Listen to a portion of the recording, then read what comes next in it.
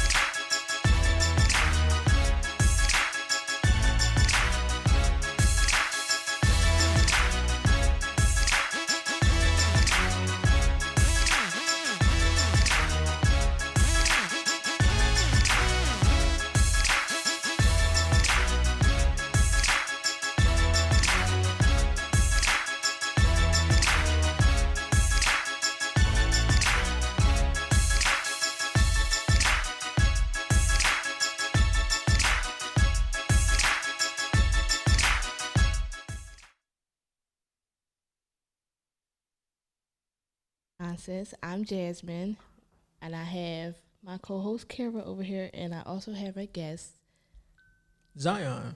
Yes. Today's topics, what we'll be talking about is narcissism or narcissist behaviors and the afterlife, reincarnation, and also we'll be talking about a popular TV show called Euphoria. Pass it on to Kara. So, like we said, this is Absolute Nonsense, a show brought to you by CMP Radio and the Chester Education Foundation. This show is made to entertain, potentially educate, and share our thoughts and feelings about things that people don't want to talk about, or they do want to talk about, but they're too afraid to. So, with that being said, I think we're going to jump right into narcissism. And I know some stuff about narcissism. I did take a psychology class in high school, and I'm human, a teenage girl on the internet in the day of our Lord in 2023. So I'm going to hand it off to my co-host for the day, because I think this will be one that they can start off pretty well.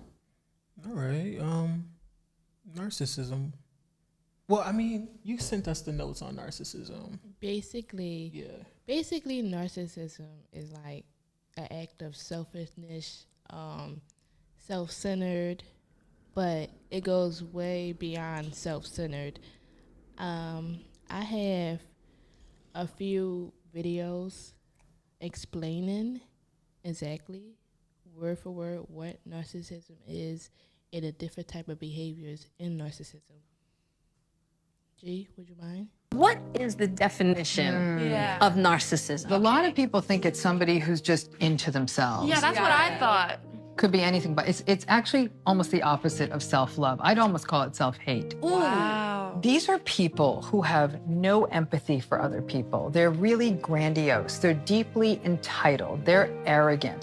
They can't deal with frustration. And when faced with frustration, they become rageful. You can't win an argument with a narcissist. What is the definition? Narcissistic abusers will do or say things to their targets in order to get an emotional reaction out of them. And this emotional reaction, it's called narcissistic supply. It's basically what they feed off of. They just want to, deplete you of your energy. The more that you are in a tired or bamboozled or confused or in an emotional state of fear, shame, or guilt, the easier it is for them to have control over you. One of the tactics that they tend to use pretty often that works pretty well for them is they intentionally trigger you and then they tell you that you are crazy or too sensitive for being emotional after, they've literally just abused. The thing is, you're not actually too sensitive. You are a normal human having an emotional reaction to an abnormal situation. And they do this in order to distract you from the actual issue itself, which is them being an abusive person. So the more the narcissist can make you believe that you're the issue, you're overly emotional, you're crazy, the more you're focused on walking on eggshells and trying to make sure that you're not being too sensitive or crazy or whatever they're accusing you of being. So the more you're focused on yourself and what's wrong with you, the more the abuse gets swept under the rug and normalized. And the cycle of abuse just keeps repeating over and over again. This is why never listen to their words, trust their actions and the pattern. 8 mind games narcissists use to manipulate you, and listen for number 8. It's going to make you laugh. Number 1, gaslighting. This is where they deny your reality. Number 2 is projection. This is where they take something they did and put it onto you. Number 3 is guilt tripping. This is where they make you feel sorry for them or make you feel like you owe them. Number 4 is the silent treatment. This is not innocent. This really tears down people's self-esteem, and that's what it's meant to do. Number 5, feigned ignorance. Oh, I didn't mean to do that. Oh, I'm really a good person. That must have been a mistake. Number 6, playing victim. We all know this one. Number 7, blame shifting. This is where they take what you were trying to explain to them about themselves and they flip it onto you somehow, making it your fault. And number 8, throwing temper tantrums like a 5-year-old in a grocery store.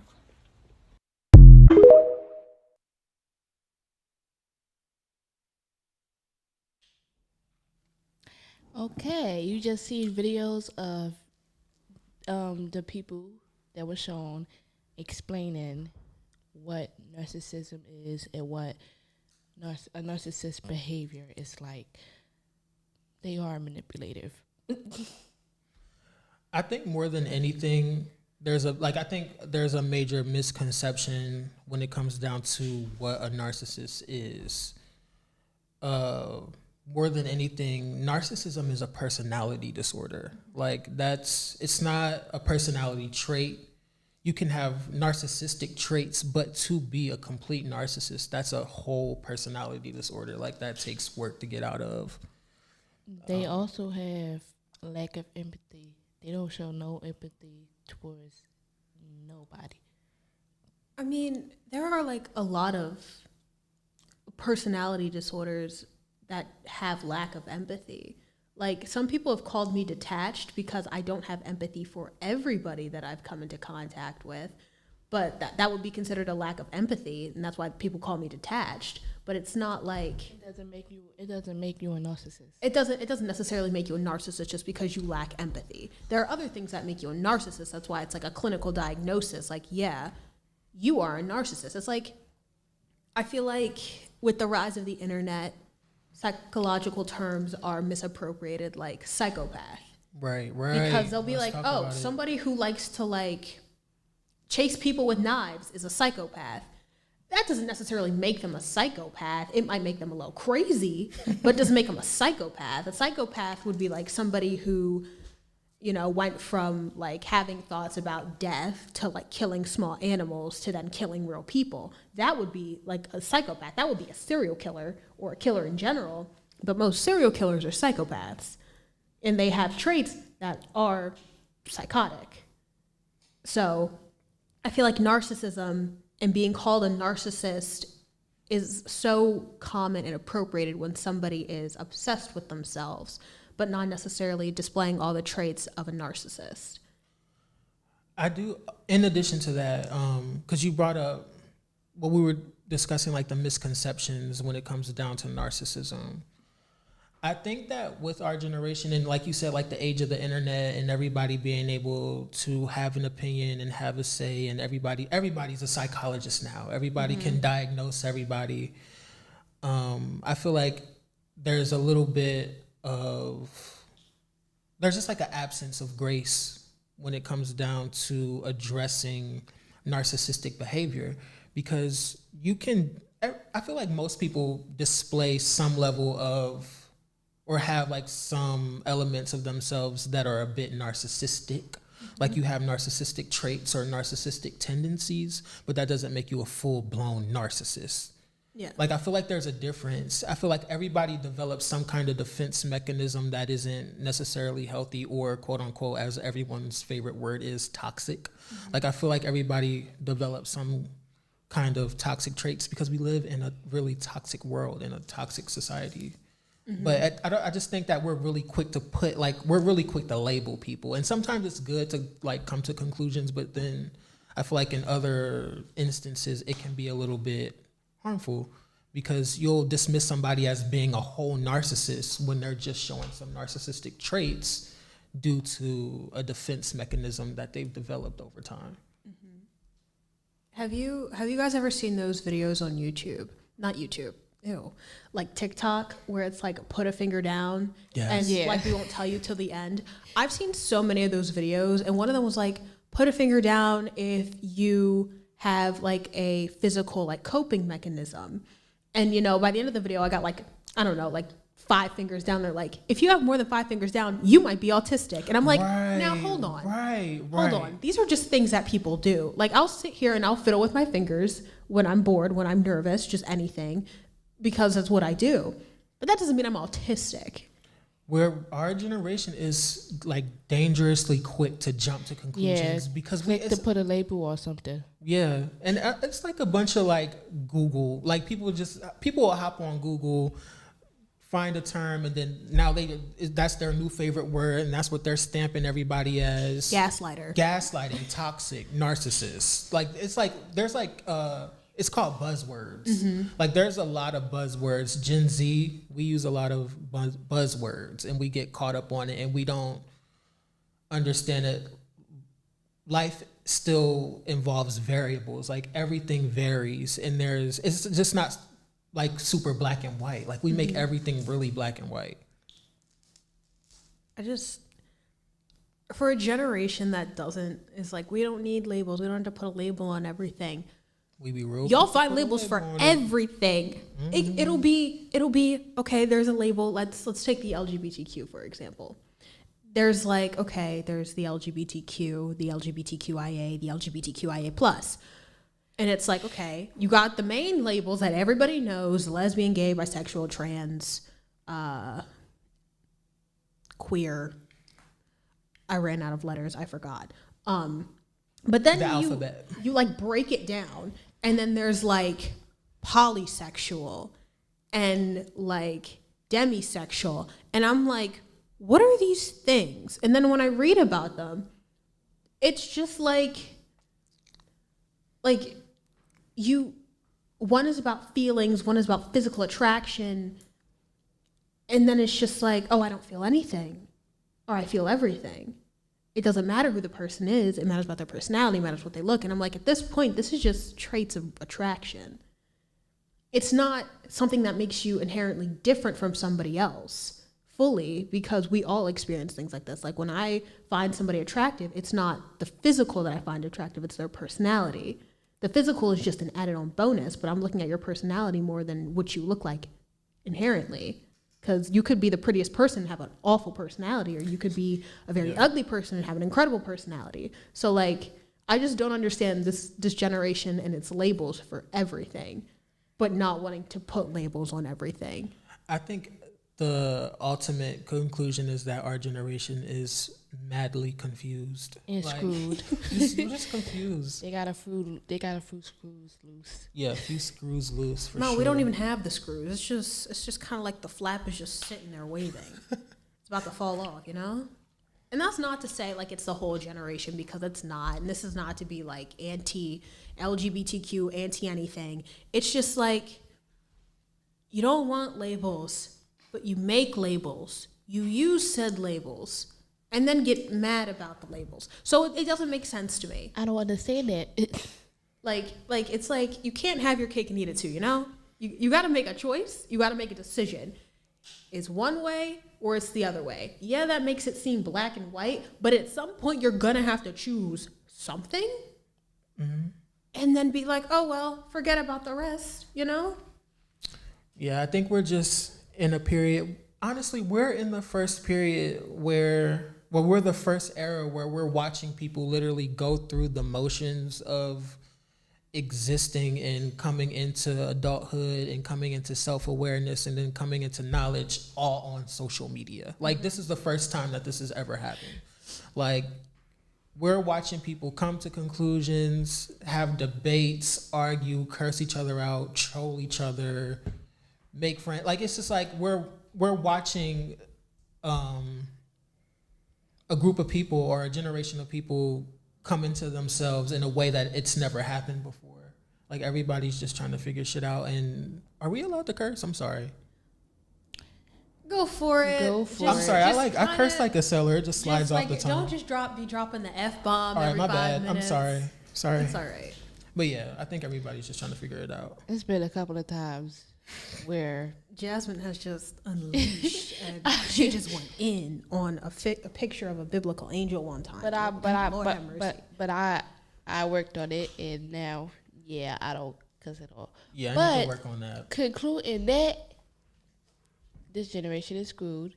I wouldn't say we're screwed. I would just say we have a lot of self-reflection and realizing that not everything needs a label, but you don't have to make a label for everything you feel. Yeah, anyways. Next topic. Oh, are we gonna talk about Afterlife now? Or are we gonna talk about Euphoria? Afterlife and reincarnation. Right. Well, you gotta kick this one off. Yeah, so... And I'll just chime in, because I'm interested to hear some of the theories. Okay, so... Ooh. For the love of God. I'm sorry, y'all. I forgot my ring was on. My God, Jasmine, come on. Get it together. So, the afterlife. It's what most people either fear or they're waiting for so much to the point where it's like, do you need a therapist? Because you're waiting. I low-key want to see how it feels to die and come back to life. Oh, my God. Like, I just want to see, like, what my afterlife is. I don't know. This is something that used to haunt me a lot when I was much younger. Because I don't know if you guys remember, like, the whole phenomenon of 2012.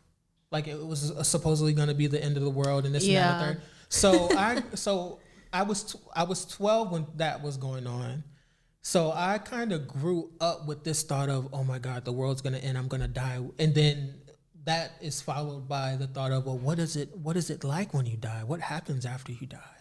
So I spent like a lot of years just like pondering that silently. That also leads into reincarnation, because reincarnation, I mean, you die, you come back as somebody else, and it's been multiple stories where somebody died, they came back, and they remember their previous life. Do you guys, Kira and Zion, do you guys believe in the afterlife or reincarnation? Do you guys believe in it? I believe that anything is possible. Like, we were having this conversation earlier. It's kind of like, I don't claim to know anything for sure. Like, I've just like learned how to lean into the fact that we don't know stuff. Like, we don't know nothing. Sorry. But yeah, like I've kind of leaned more so into the area of just unknowing. Like, we don't know anything. We don't know what's going to happen after we die. Nobody knows what's going to happen after we die. But I'm still open to the possibility. So I'm open to the possibility that reincarnation is real and that we might be reincarnated. Hopefully I'm reincarnated as like a shark or something in my next life. I hope I reincarnate into a mermaid. Okay. That's dope though, because then you're gonna know how to sing, and you're gonna know how to sing underwater. Yes, and I can breathe underwater. If that is how mermaids truly are. Because most people, there are a few people who think mermaids are like the pretty things that sing like in The Little like Mermaid. Evil, like but a lot of people think that, I mean, given that they would live in the bottom of the ocean, they would be incredibly pale because there's no light down there. And wrinkled and soggy.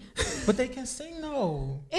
I'm sorry, if this pale, creepy, soggy monster is singing to me in the pitch black ocean, I'm not listening to it. And I like music. I like good sounds. Kara, it's going to be too late, because once she starts singing, the whole point of her being a siren is like you're going to be like under her spell. I got too much self-confidence. I will kill myself before I'm like, let me hop in the Black Sea. It's too late. Once you start hearing her, it's too late. So, Kira, yes, what are your opinions on reincarnation?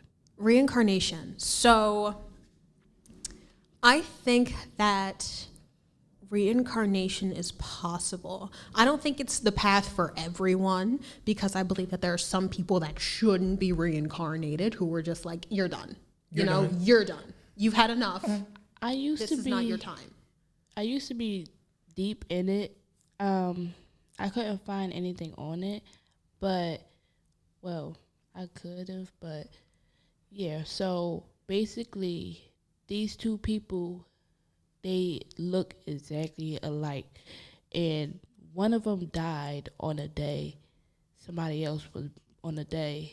The other person was born. So, one died and one was born. Ooh, child, you would have thought that they was twins.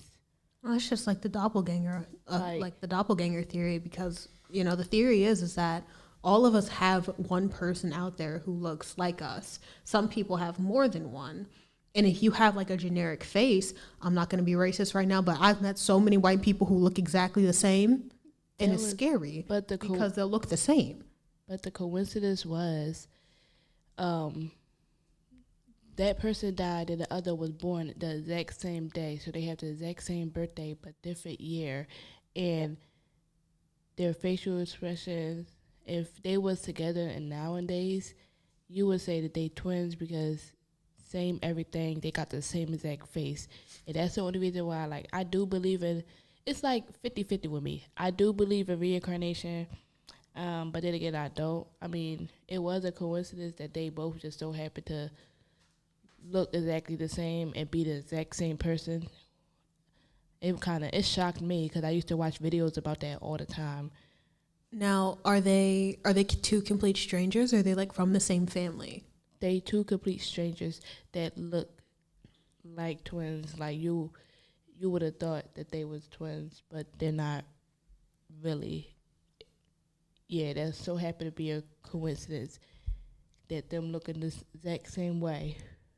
Well, if I'm going to play devil's advocate, which I love to do, they could be long lost cousins. Oh, God. Okay. Listen. Stay with me now. Stay with me. Genealogy is incredible. I was talking with my mom about it this morning because I don't know how we got on the topic of it, but I was like, we don't even know what our blood is, what we're mixed with, because it's inherent. We're clearly mixed with something. And so my mom was talking and she's like, oh, we're probably Mexican or something. I'm like, why would you say that? What makes you think we're Mexican? What would give you the illusion that we're Mexican? And I'm like, if anything, we'd probably be Caucasian. No, we'd be white, because Caucasian is the Caucasus of Asia. Anyway, we'd probably be white. And she literally goes, oh yeah, we probably would be, because your great grandfather was white and he married a slave woman. So I'm like, I mean, that makes sense, because her sister is pale. Her sister, if she didn't have black features, could probably pass for a white woman. And it's like, well, we know what, was down the line, but those people, they could possibly be, long lost cousins. Everybody was getting twice removed, and people was dying all the time back then. People was remarrying, marrying off, you dying in the war, dying of disease, So it really depends. Now, with that, I do have 2 videos on reincarnation.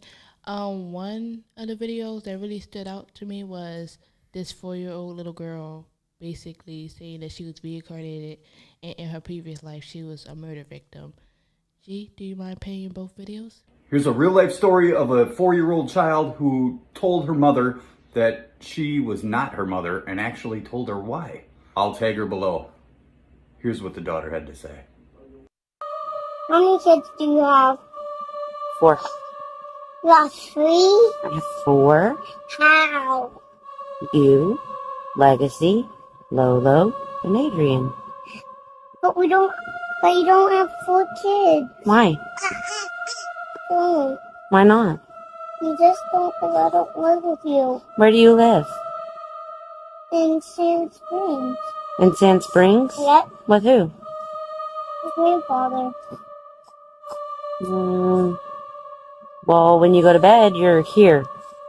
So, you live with me. Because I stayed the night. You stayed the night with me? Yeah, I stayed the night every night. Where? At your house. Because my grandfather died. When did your grandfather die? Well, since our house is bleeding everywhere, inside of it. Remember, our house is on the street. Remember, on the street. Your house on the street bleeds? No, my house. My mom. She climbed up it. She turned into a monster, and she died. So now she's dead. Your mom's dead? Yeah, my grandfather and my mom. So now I live with you. What's your name? Angeli. Angeli Gracie died. Who's Angeli? Me. That's why you have 3 kids. This boy claimed he remembered his past life until his parents discovered he wasn't lying. A Syrian boy named Arius was born with a particular red birthmark on his face. As soon as he could speak, he explained to his parents that he had already lived another life as a different man, claiming he was actually murdered with an axe by his own neighbor. Turns out, a man had actually gone missing in their village years earlier, and the neighbor was the prime suspect. So Arius and his parents went to the neighbor's house to find out the truth. When the neighbor opened the door, he turned white as a ghost, claiming he was innocent. But Arius demanded the neighbor come with him, because he knew where his body was actually buried. Arius led them miles from the village to a specific spot under a tree, and they began digging. They found a skull that was cracked exactly where Arius's birthmark was. Everyone was shocked, and the neighbor was later arrested. I left my body. I could see my body. I was like, kind of like you've seen movies, right? When they're like, oh, I floated above my body. I wasn't floating. I just wasn't there anymore. Like I closed my eyes. The sun was on my face. I closed my eyes. That sun somehow went from the sun to just the brightness and the calm of the other side. And then I opened my eyes and I was on the other side. And I was like, okay, that's weird. I didn't 100% feel like, okay, this is it, like I'm dead. I don't know. It was very strange. It went from in my body to on the other side. And the second you're on the other side, everything makes sense. Any question you've ever had about yourself, and again, this is my experience. A lot of people don't have this same experience. I accepted my gifts long before I died. I have a much different energy, as you can tell by all the electronics freaking failing all around me, right? A lot of people go there and it's beautiful and wonderful. It's maybe a garden or something like that. And then somebody comes, whether it's a family member or God, and says, you need to go back. You're not finished. You have to go back. I didn't have that. So what really happens when you die? What if I told you that we actually have an answer for that comes straight from the subconscious mind? When the subconscious mind is asked the question, what happens when you die, it gives a very specific answer. Dolores Cannon, who's a past life regression hypnotherapist, actually discovered this. Part of her method was that she allowed each person to experience not only their past life, but also their death. And each person had the same experience of what happens when they die. And I'm gonna explain it to you right now. So the person immediately lifts from their body. And so now they're looking down on their body and they feel no more pain, no physical pain, no emotional pain, nothing. And many of them are shocked that they're dead. And from there they can see what happens to their body. For example, they can go to their funeral. But after that, every single soul ends up walking into the other side. And if you want to know what happens after that, then give me a follow for part 2.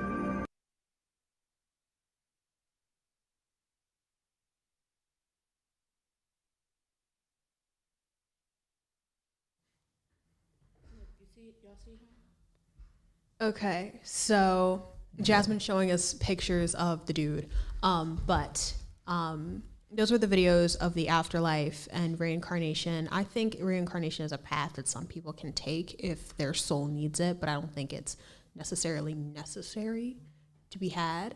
But in reference to the afterlife, I think that the afterlife is heavily shaped by whatever religion you were either brought up in or somehow found. Me personally, I was brought up Christian and I went to Catholic school, so of course my brain is like flooded with like, oh, heaven, it's where you want to go. It's where you want to be. You don't want to be in hell with all the bad people. But like, given how I see self-proclaimed Christians act and how they treat people, even though the one thing that, you know, their savior taught was love, it's like, would I want to be in a place with people who don't like certain people because those people are able to love everyone, but you couldn't find it in your heart to love those people? Like, that's what I think about. I feel like with just like with most things with that, people like to pick and choose. Mm-hmm. Like, it's less about the integrity and it's more about what's convenient for most people. Like,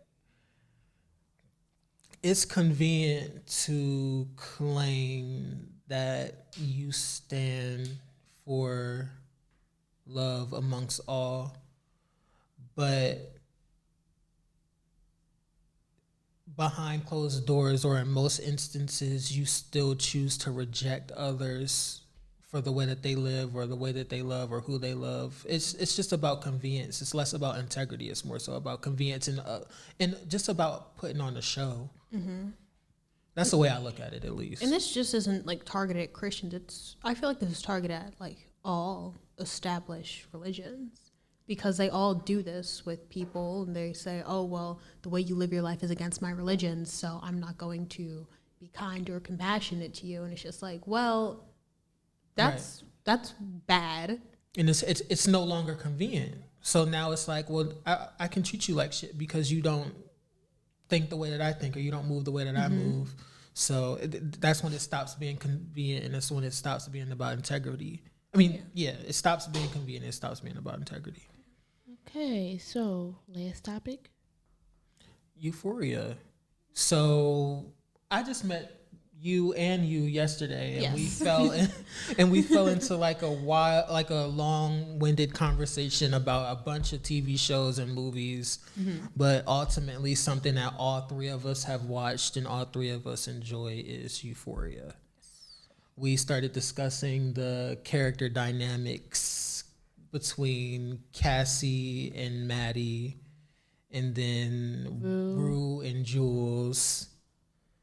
And Rue and everybody, honestly, because she kind of has a hand in on everything, because she's like the star of the show. Rue is the main character. Yeah, she narrates the show. It's literally the whole show through her lens.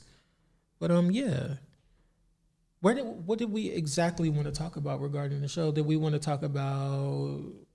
I think we should just talk about any situations we thought were worthy of speaking about in the first or second season. For one, I think Cassie is foul. Okay, yes. Let's talk about this. She's foul because, for one, it was in the scene that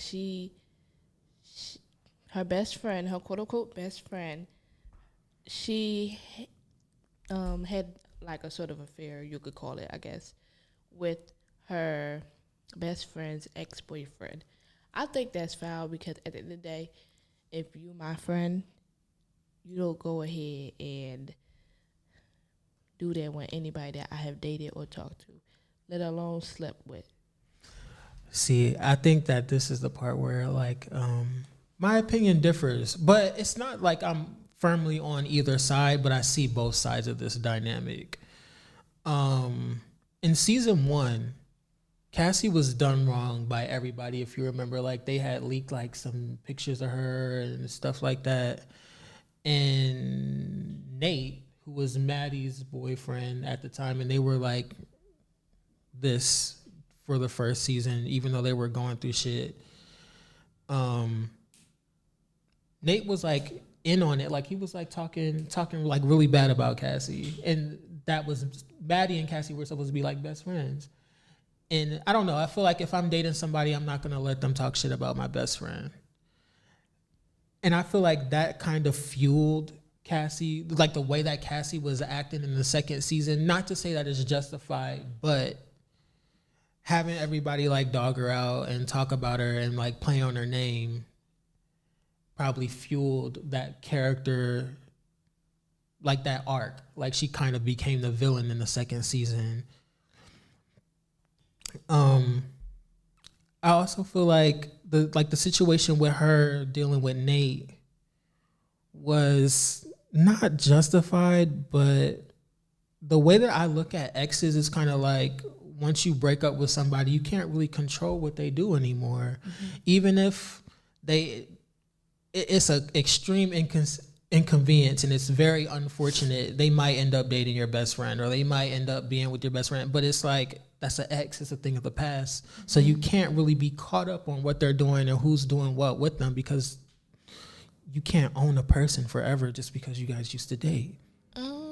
Me personally, if me and that person didn't really have history, or we didn't do anything with each other, I wouldn't care that my friend is going ahead and dating my ex or anything. I would not care. Shoot, go right ahead. Enjoy it while it lasts. Go right ahead. But also, if I did do stuff with that person and we had strong feelings towards each other, it's just like,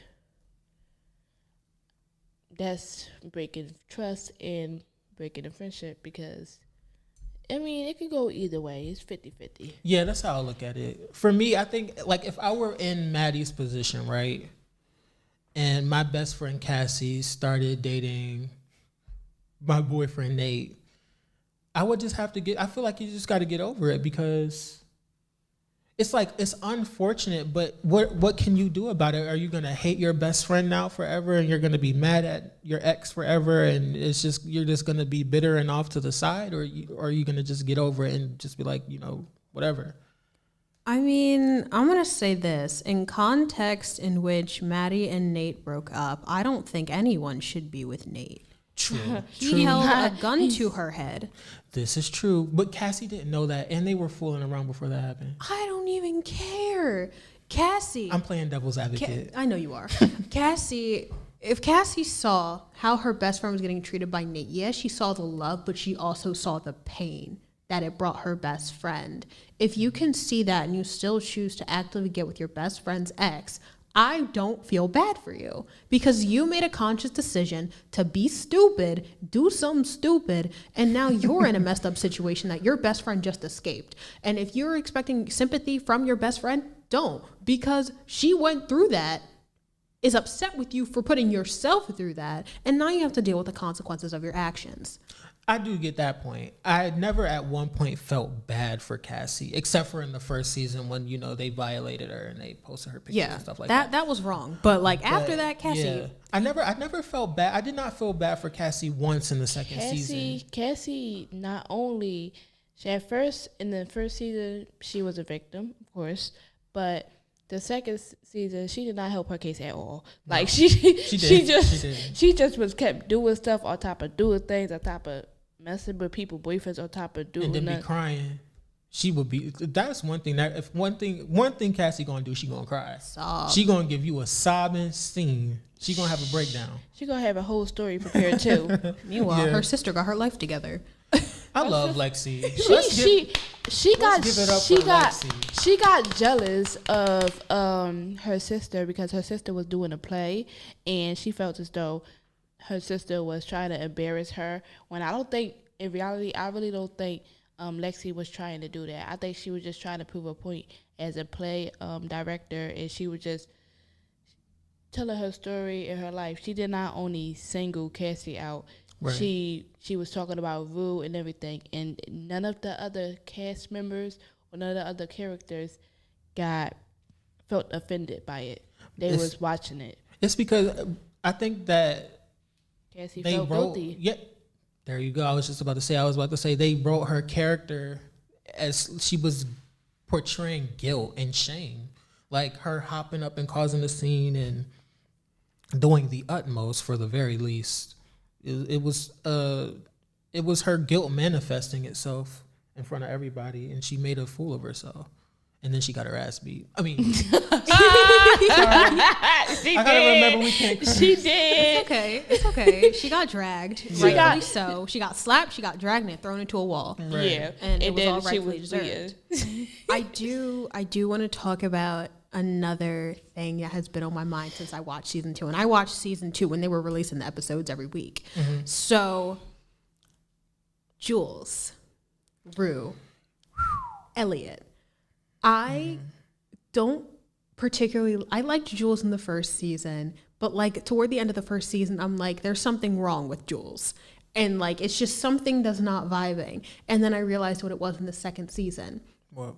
She wants attention. Everything that Jules craves is attention based. And Rue was giving her that attention, but Rue was also, you know, she had her own intentions for drugs. She was in love with the drugs. I think Jules, she was being blackmailed. So that was kind of it too. She was being blackmailed by Nate, and Nate is just a narcissist. That's what you call a narcissist. Yeah, like, see, Nate is a prime example. He's not just somebody who has narcissistic tendencies. Nate was his character was a full-blown narcissist. Mm-hmm. But with Jules, the way that I saw Jules, I just feel like she was just trying to have fun. I don't think that she was trying to enjoy her life because right. she said, I'm young, so why not? Right, and she was doing it in every which way she wanted to do it. And I feel like she kind of made it clear to Rue, but Rue started I think that Rue was, the main problem is that her and Rue were looking for two different things. Mm-hmm. Rue was, you know, she was in love with them drugs hard, but... She really did I think that she really did, her character really fell in love with Jules. Mm-hmm. And Jules had love for Rue, but I don't think that she was in love with Rue. Mm-hmm. And I think that was a big difference. I think that was the disconnect. She had love for her, but she wasn't in love. I feel like Rue treated Jules like absolute worst, because I feel like Jules, she actually genuinely wanted to be there for Rue and wanted to be friends with her and wanted to help her. But in this particular scene where she told her mom that Rue was on drugs, and Rue got mad at her mom for selling the suitcase. It was just a bunch of stuff, and she flushed it down the toilet. She didn't sell it. She sold it. They wouldn't have the money to pay it off. Yeah, she flushed the drugs that belonged to the drug lord lady. Lori. Shout out to Lori, because she that girl. She was the best. But, yeah, the drugs that belonged to Lori, Rue started doing them, and then she was supposed to sell them, and then the mom caught wind by way of Jules, and she flushed it down the toilet. Jules, not only Jules, it was Elliot too. He was sitting in there looking stupid. My issue is that Elliot had no right to tell Jules what Rue was doing, because Elliot was doing it with Rue. He had no right to do that. And then Jules, I was about to curse, she slept with him while she was with Rue. So that whole I dynamic, have no respect for Jules, and I have no respect for Elliot, for the sole fact that he's like, okay, well, I slept with her, and now I'm gonna play this one like a fool, because we was doing drugs together. We're still doing drugs together. Now and I think that I'm gonna play devil's advocate again. I think that they wrote Elliot's character with the angle that, you know, he was a functioning drug addict, and Rue was just unhinged, and she was about to damn near kill herself. I mean, I get why. Girl's been through it. She has. I get why she's been through it. Down from her father dying and her being in rehab. Just a whole lot. So I think that the whole thing with Elliot was all right, I'm doing drugs with Rue, but, you know, she's kind of off her shit. So let me tell Jules. No, you should have just told her mom, keep Jules out of it. Jules is not going to help. Jules is a teenage girl just like the rest of yous. Yeah, I think he was just looking at it you know, Jules, that's her girl. They're like this, so let me tell Jules. I feel like he did it just because he wanted Jules. I feel like that's the only reason he did it, because he wanted to be with Jules and was like, I need to get Rue out of the picture. I mean, he was going to be with Jules regardless, though. True, but maybe he wanted, this was his way of absorbing the guilt that he would feel if he went about it the sneaky link way. Yeah. So, but I don't care. I don't like Elliot. I feel like all Elliot really cared about was his drugs and that damn guitar. Remember when they? Oh my god, that 10-minute song! I literally put it on mute and went and made I was like, wait, is this a music? Is this like Euphoria the musical now? What is that? Was weird. That was weird. We have some clips of Euphoria. G. Hey, Ruru. Hi, Cass. Wait, are you in the play? What play? Lexi's play. What do you mean Lexi's play? The play that Lexi wrote. Oklahoma. What? The play's called Oklahoma. No, the drama club's doing Oklahoma. Oh my god, do I look like I'm in Oklahoma? Why would your play be set in Oklahoma? You thought I was auditioning for Oklahoma. I haven't read it, so... Are you making fun of me, or did you actually think I was auditioning for Oklahoma? Why the fuck would you audition for Oklahoma? I'm not!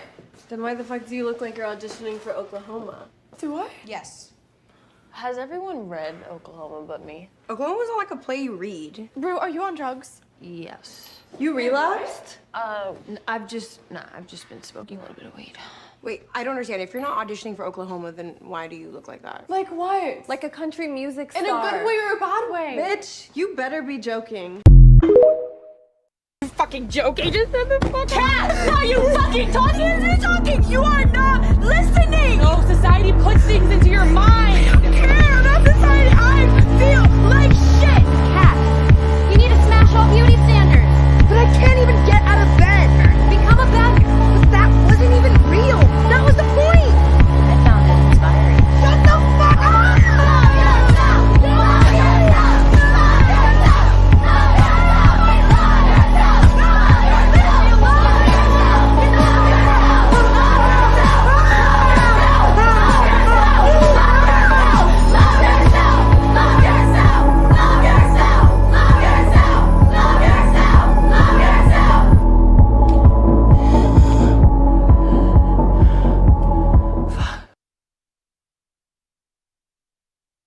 Fucking met you fuck my ex and you're fucking crying?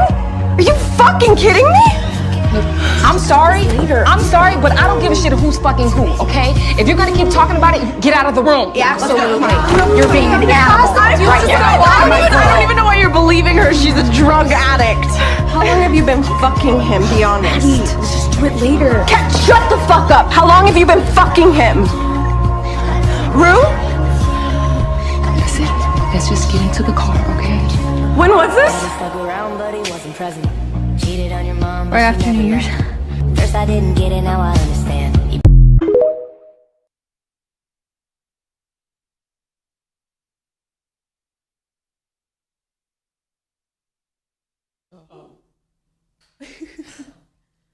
Okay, so you saw those videos, but there was one video in there.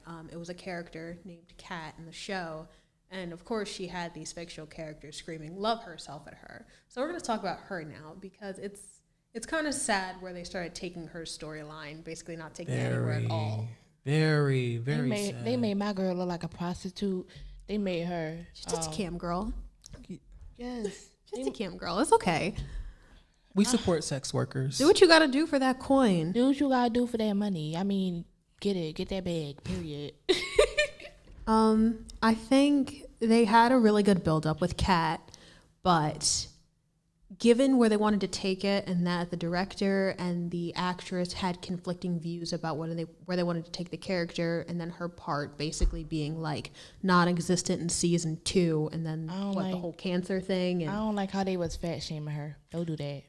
I just feel like Kat's character, like the way that they played it out was like a major, like it was like a missed opportunity. Because it started off with her turning a negative into a positive. You know, she lost her virginity and she hooked up with that guy, but he was recording her, put the tape out. Everybody was debating on whether or not it was her. She played the role that it wasn't her. Blackmailed the 2 boys that put the video out. Right. Made them cash out at the store. Like, if y'all don't give me this money, I'm gonna tell everybody y'all the ones that put the tape out. Boss move. And then she bossed up even more, and she started doing her little cam girl thing, and she was getting to that money. And then she met like a nice guy. They were going steady for a minute, and then things went left because she saw him talking to somebody. Lo and behold, it was like a completely platonic conversation. And then she goes, and then I'm sorry. It was giving jealousy. Right. And then Sam Levinson wrote her character to go on a whole phase for no reason, completely destroyed all the progress that she was making up until the end of the first season, where she patches things up with this boy. They get back together. Then the second season, she ruins it again. He had her ruin it again. She gonna tell him that she got cancer. Like, I know that they need a way to write a character off, but there's so many ways to write a character off of a show that didn't have to be like that. Right. Because you didn't have to destroy so much character progress. Because, yes, I understand not wanting to recast. I'm an actor myself, so I understand not wanting to recast people because it, like, takes away from the magic when you have a... JP is calling me. Hotline bling, hotline bling. Hold on. Well, hello. We're gonna have to end the show right here.